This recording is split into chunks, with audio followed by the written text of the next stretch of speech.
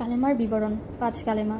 প্রথম কালেমা তাইয়েব, লা ইলাহা ইল্লাল্লাহু মুহাম্মাদুর রাসূলুল্লাহ, অর্থাৎ বা অর্থ একমাত্র আল্লাহ তাআলা ছাড়া অন্য কোনো উপাস্য বা মাবুদ নাই। হযরত মুহাম্মদ সাল্লাল্লাহু আলাইহি ওয়াসাল্লাম আল্লাহর রাসূল বা প্রেরিত পুরুষ। দ্বিতীয় নম্বর কালেমায়ে শাহাদাত, আশহাদু আল্লা ইলাহা ইল্লাল্লাহু ওয়াহদাহু লা শারিকা লাহু ওয়া আশহাদু আন্না মুহাম্মাদান আবদুহু ওয়া রাসূলুহু, অর্থ আমি সাক্ষ্য প্রদান করছি যে আল্লাহ ছাড়া অন্য কোনো মাবুদ নাই, তিনি এক, তার কোনো শরিক নাই, এবং আমি আরও সাক্ষ্য দান করছি যে হযরত মুহাম্মদ সাল্লাল্লাহু আলাইহি ওয়াসাল্লাম আল্লাহর বান্দা ও রাসূল।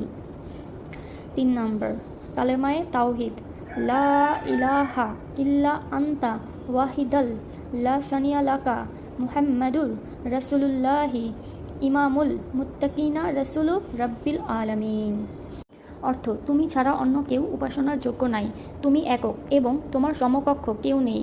মুহাম্মদ সাল্লাল্লাহু আলাইহি ওয়াসাল্লাম আল্লাহর রাসূল, তিনি মুত্তাকিগণের ইমাম এবং বিশ্ব প্রতিপালকের প্রেরিত পয়গম্বর।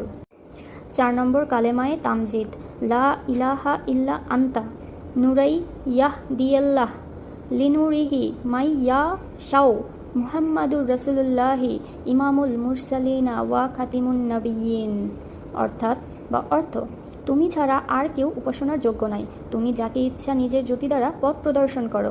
আল্লাহর রাসূল মুহাম্মদ সাল্লাল্লাহু আলাইহি ওয়াসাল্লাম রাসূলগণের ইমাম এবং সর্বশেষ পয়গম্বর। 5 নম্বর কালেমা এবং সর্বশেষ কালেমা, কালেমায়ে রদ্দে কুফুর, আল্লাহুম্মা ইন্নী আউযুবিকা মিন আন উশরিকা বিকা শাইআও ওয়া নুমিনু বিহি ওয়াস্তাগফিরুকা মা আ'লামু বিহি ওয়া মা লা আ'লামু বিহি ওয়া আতুবু ওয়া আমান্তু ওয়া আকুল্লু আল্লা ইলাহা ইল্লাল্লাহু মুহাম্মাদুর রাসূলুল্লাহ, অর্থ বা অর্থাৎ হে আল্লাহ, আমি তোমার সাথে অন্য কাউকে শরিক করা থেকে এবং এর ওপর বিশ্বাস স্থাপন করা থেকে পানাহ চাচ্ছি।